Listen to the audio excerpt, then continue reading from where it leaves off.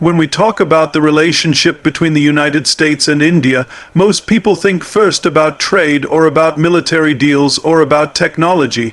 But before any of that, you have to understand something more fundamental. You have to look at the map, because geography is not just about land and oceans, it is about power. It is about how nations rise and fall. And the United States knows very well that India is not just another country sitting quietly in South Asia. It is the centerpiece of the world's most contested region.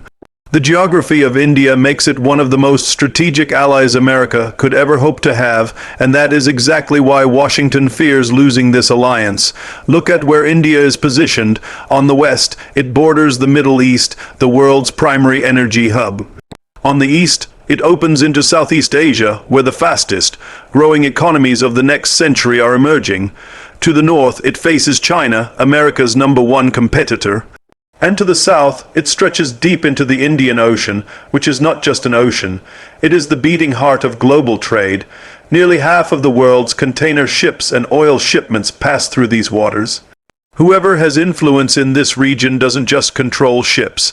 They control the arteries of the global economy. For the United States, this is a matter of survival.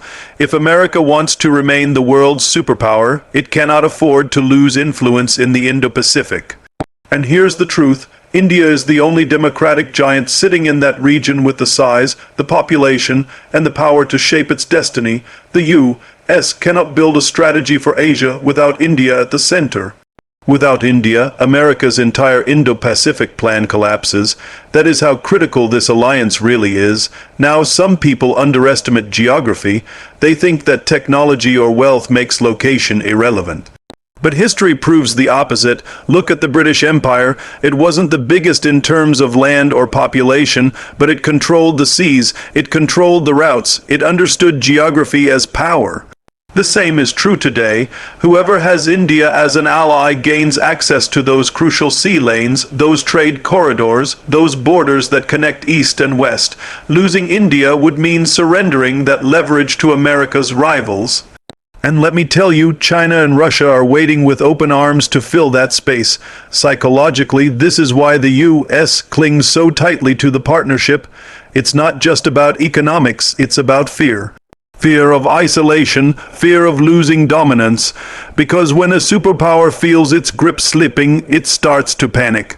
And the truth is, America sees the rise of China, it sees the resurgence of Russia, and it knows that if India tilts away, it could be the turning point where global power no longer leans toward Washington. That is why you will see U.S. leaders fly across the world, shake hands, sign deals, and speak endlessly about shared values with India. They are not just being friendly, they are fighting for survival. And think about India's role in the balance of power. If India decides to stand closer with the United States, the Indo-Pacific becomes a fortress of democracy. But if India leans away, suddenly the entire region tilts in favor of authoritarian powers. That is not a small shift. That is a tectonic movement in the world order. It means China's Belt and Road expands unchecked. Russia gains a massive strategic partner in Asia, and America is forced to watch from the sidelines. This is not the kind of loss a superpower can afford. But there is another psychological dimension here. Respect. You see, America is used to allies who follow its lead, who depend on its power, but India is different. India does not take orders. It has its own mind, its own vision, its own pride, and the U.S. knows this. It knows that India cannot be bullied into obedience the way smaller nations can. This is why the alliance matters even more. Because when a country like India chooses to stand with you, it's not out of weakness, it's out of strength. That kind of partnership carries more weight than 10 treaties signed with weaker nations. This is also why America's fear is so real. If India one day decides to walk away, it will not be because it was pressured. It will be because it made a conscious choice, and that choice will echo across the world. It will send a message that the U.S. is no longer the unavoidable leader, but just one option among many. That is the nightmare scenario Washington wants to avoid at all costs. And so, when you see headlines about defense deals or joint naval exercises or leaders exchanging warm words, understand this. Underneath it all is the shadow of geography. The U.S. doesn't just want India's friendship. It needs India's location, its influence, its presence. Without it, the Indo-Pacific becomes a battlefield America cannot win. The lesson here is simple but powerful. Geography is destiny, and India's destiny is tied to the balance of world power in the 21st century.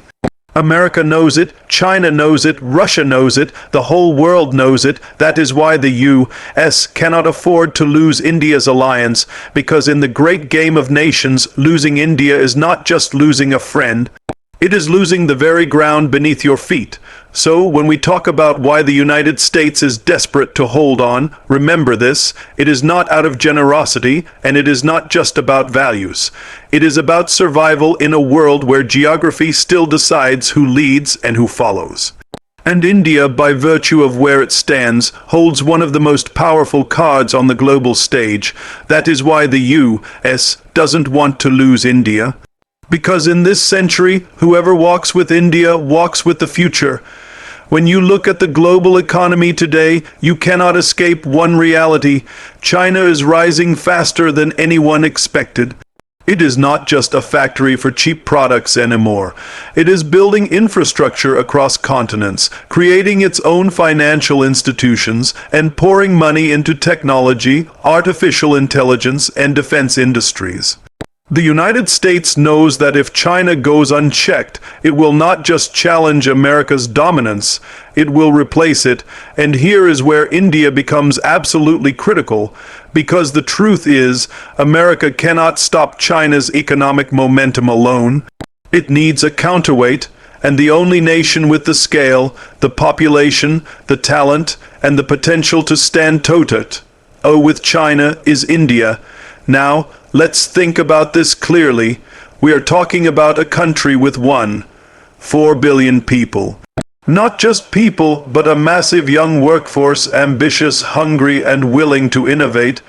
India is not a nation standing still. It is a nation running forward at full speed. It has already become one of the fastest growing economies in the world, and experts predict it could surpass Germany and Japan to become the third largest economy in the coming years. That is not a small achievement. That is destiny being written in real time. And Washington knows it. America knows that losing India would mean losing the one economic force that can balance Beijing's shadow over the global market. Think about what happens if India is not with the United States. Suddenly, China is left unchallenged in Asia. It dominates supply chains, dictates trade routes, and sets the rules for new technologies. If that happens, American companies, American workers, and even American influence begin to shrink. Because no matter how powerful a nation is, it cannot build walls around the economy. Global trade doesn't care about politics. It flows where opportunity is strongest, and right now that opportunity is split between China and India. If the U.S. loses India's alignment, the balance tips completely to China. That is why Washington is desperate to hold on, and there is another layer here, psychology. The U.S. sees itself as the leader of capitalism, of free markets, of innovation. But China is building its own version of capitalism, one that fuses state control with ruthless efficiency. This is America's nightmare, because if China proves its model works better, the world starts to ask, why follow Washington's path at all? That is why India matters so deeply. India represents the possibility of another story, a democratic story of growth, innovation, and freedom that competes with China's authoritarian model. For the United States, keeping India close is not just economics, it is about defending the very philosophy of freedom-driven growth. Now look at what is happening inside India. This is not the old India of the 1980s or 90s.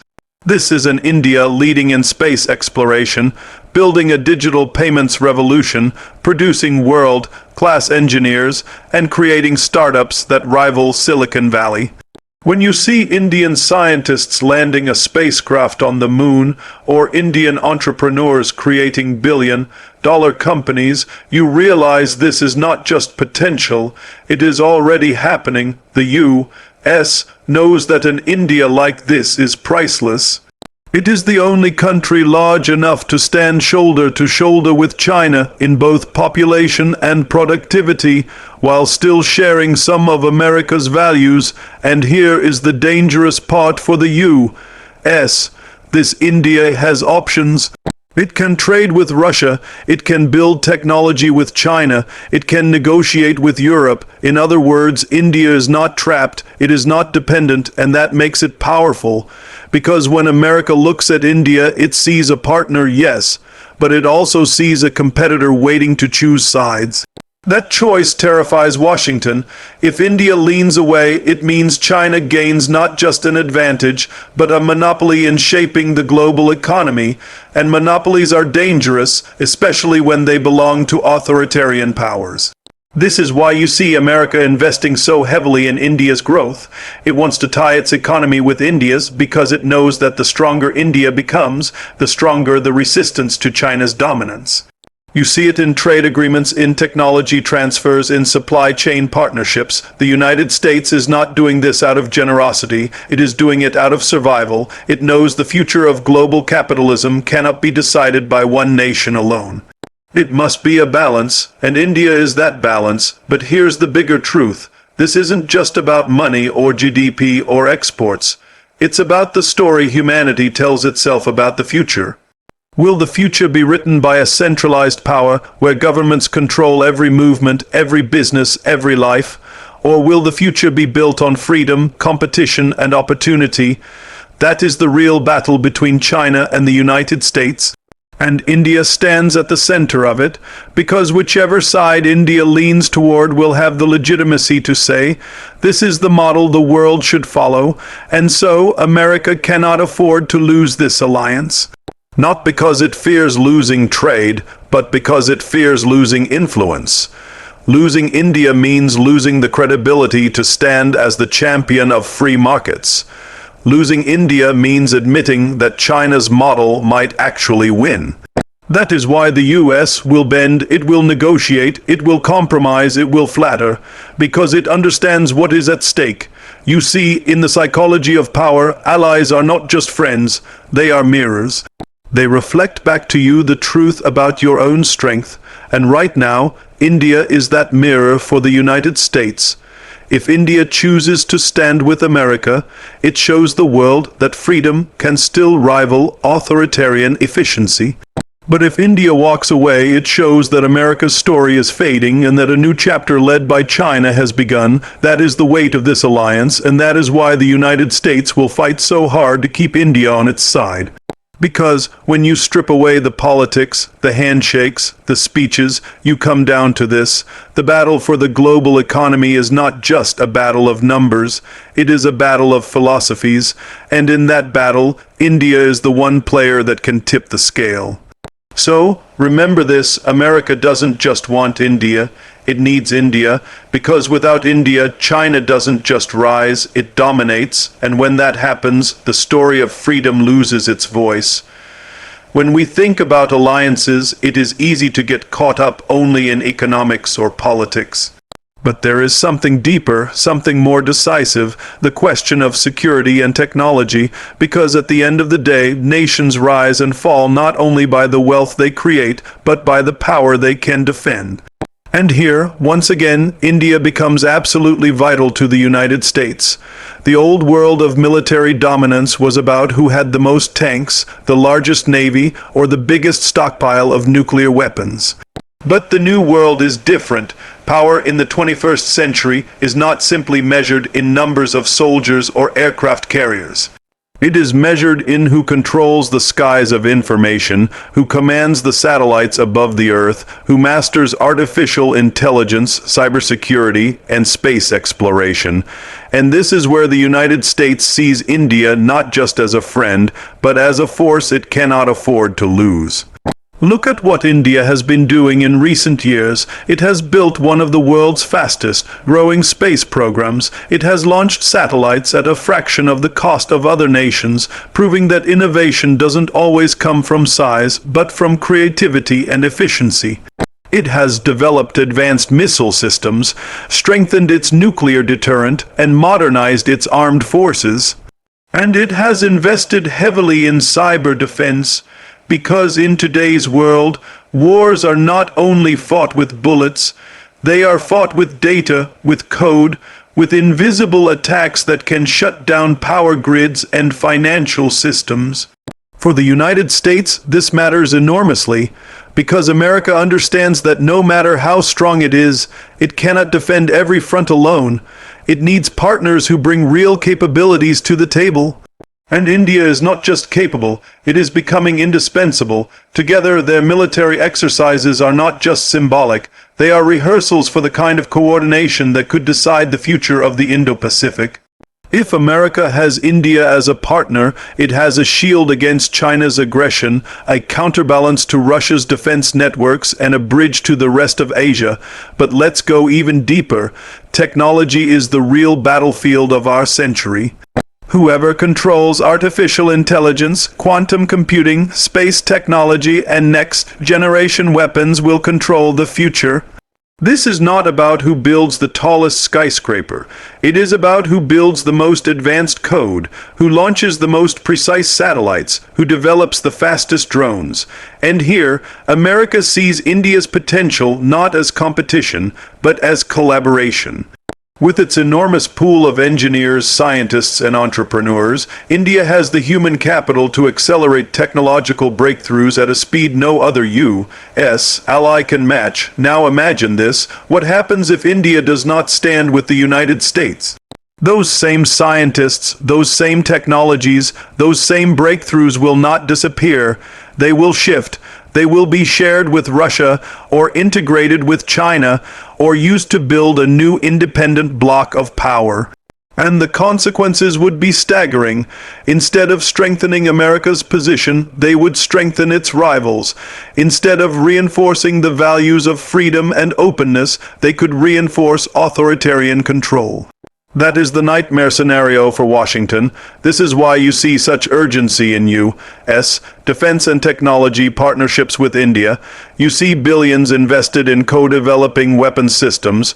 You see joint projects in cybersecurity, in satellites, in artificial intelligence. You see naval exercises in the Indian Ocean designed not just to show strength, but to remind the world that these two nations are writing the playbook for future security. America is not doing this out of charity. It is doing it because it knows the price of losing India would be catastrophic. And let's not forget the psychological side of this. Nations do not only prepare for war, they prepare for perception. When the United States shows the world it has India as a military and technological ally, it is sending a signal, we are not alone. That message matters. Because power is not only about weapons, it is about the belief others have in your strength. And with India on its side, America projects not just strength, but unity. If that disappears, if India steps away, suddenly the U.S. looks weaker, more isolated, less inevitable. This is also why America treats India differently than many of its other allies. It knows India cannot be commanded, it must be respected. India is not a dependent partner, it is an equal force. And in the psychology of alliances, that makes all the difference. Because when two giants stand together, it is not out of weakness. It is out of shared recognition of strength. But remember, strength is not only about defending against enemies. It is also about building the future. Think about the possibilities when the U.S. and India collaborate on space exploration. Think about the advances when they work together on renewable energy technology, or medical innovation, or cybersecurity frameworks. These are not just military investments, they are human investments. They are bets on the kind of future both nations want to see, and that is what makes this alliance so unique. It is not just about fighting wars, it is about shaping the peace that comes after. So the question becomes simple. What happens if the U.S. loses India's alliance? The answer is stark. America loses more than a partner. It loses a pillar of its strategy, a cornerstone of its technological future, a shield against its adversaries.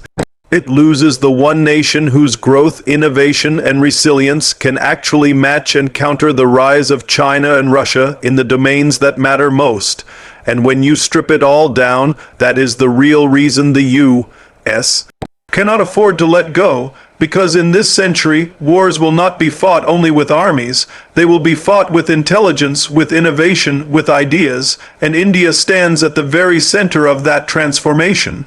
That is why the United States holds on so tightly. That is why it will compromise, negotiate, and even change its own policies to make sure this alliance survives, because losing India in the realm of security and technology is not just losing an ally. It is losing the future, so remember this. The battles of tomorrow will be decided by those who innovate today, and in that race the U.S. knows it cannot run alone. It needs India, because with India it shares the power to defend freedom and shape progress. Without India, it risks surrendering both. At this point, we have talked about geography, economics, security, and technology, but let's step back and ask ourselves something more profound. Beyond the trade deals, beyond the weapons systems, beyond the pipelines and sea lanes, why does the U.S. really care so much about India? The answer is not just strategy, it is not just business, it is something deeper, something psychological, something almost existential. Because in this century, the real struggle is not only about who controls territory, but about who controls the story of humanity, and that story is written in values. You see, the United States has built its identity not only as a powerful nation, but as the champion of democracy. For decades, it has told the world that freedom, self-determination, and open markets are the path to prosperity. This is the narrative that gave Washington global leadership, but today, that story is under attack. Authoritarian powers like China and Russia are not just building weapons, they are building a competing philosophy. They are saying to the world, democracy is messy, it is chaotic, it is inefficient. They are offering an alternative vision, centralized control, strict order, state-guided growth. And let's be honest, some countries are listening, because when they see China's rise, when they see Russia's defiance, they start to wonder, maybe this model works better. That is exactly why India matters so much. Because India is not a small democracy, it is the largest democracy on earth. More than 1 billion people choosing their leaders, debating their policies, building their own future. India is proof that democracy is not just a Western experiment, it is a global reality. And the United States knows that without India standing tall as a democratic power, its own claim to lead the free world starts to look hollow. Think about it this way. If America speaks of democracy, but its main partner in Asia is missing, then the world asks, who really believes in these values anymore?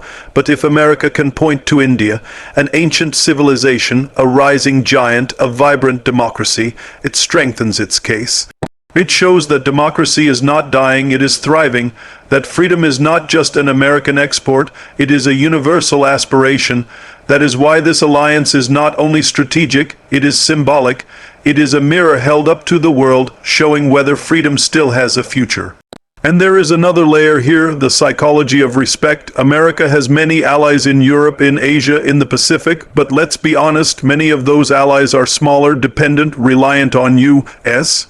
power to survive. India is different. India does not bend easily. It does not obey without question.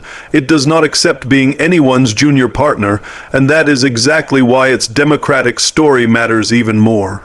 Because when India stands with the United States, it is not because it was forced. It is because it chose, and choice is the essence of democracy. That voluntary alignment carries more weight than 10 treaties signed under pressure.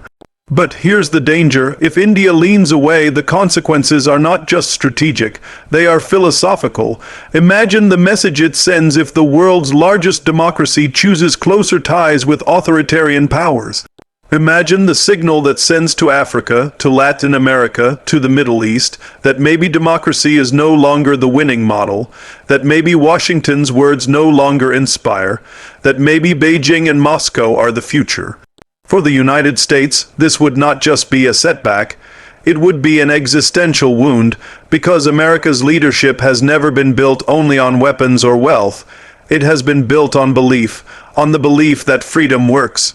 Without India, that belief is shaken. This is why U.S. leaders are so careful with their words when it comes to India. They call it the world's largest democracy. They speak of shared values, shared principles, shared futures.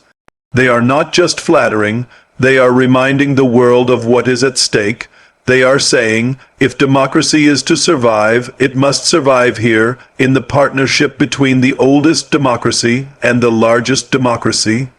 And make no mistake, India knows the weight it carries. It understands that it is not only a geopolitical player, but a philosophical one.